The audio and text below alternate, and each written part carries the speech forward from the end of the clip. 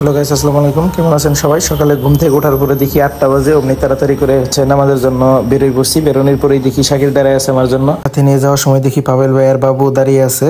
আমরা অনেক দেরি করে আসার কারণে সামনে জায়গা পাই নাই। কি করা, তাড়াতাড়ি করে সবাই আমরা পিছনে বসে পড়লাম, কারণ একটু পরে আবার এই জায়গাটাও পাওয়া যাবে না। সেজন্য আমরা তাড়াতাড়ি করে পিছনে সবাই একসাথে বসে পড়লাম। তো আমাদের মাঠের নামাজ শুরু হয় 10টা থেকে, কিন্তু এটা যেহেতু কুরবানির, সেই জন্য 9টা থেকে দিয়েছিল। মাঠের নামাজ একসাথে শেষ করার পরে দেখি বাহিরে আমাদের যে মাঠের সামনে একটু জায়গা আছে, সেই জায়গায় ছোট একটা মেলা বইছে। মেলায় দেরি না করে তাড়াতাড়ি চলে গেলাম বাড়িতে। বাড়িতে যাই দেখি আব্বা আর জ্যাঠা গরু নিয়ে দাঁড়ায় আছে কুরবানি দেওয়ার জন্য।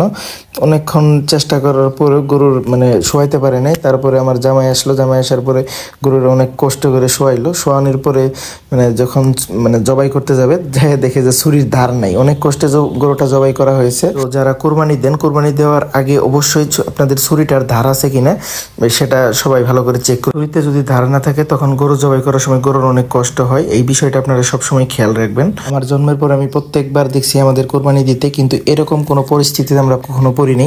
এবার খুব একটা বাজে সিচুয়েশন গেছে যখন দেখছি যে ছুরির ধার নেই। এটা আগে থেকে কেউ সতর্ক করে নেই, যার কারণে গরুটাকে অনেক কষ্ট করে জবাই করা হয়েছে এবং জবাই করতে অনেকক্ষণ টাইমও লেগে গেছে। প্রায় 15 থেকে 20 মিনিট টাইম লেগে গেছে এই গরুটা জবাই করতে। গরু জবাই করা শেষ, এখন মাংস কাটার পালা। তবে এইবার আমি একটু অসুস্থ থাকার কারণে মাংস কাটতে পারিনি। তো ঠিক আছে গাইজ, ভালো থাকেন সবাই। আসসালামু আলাইকুম।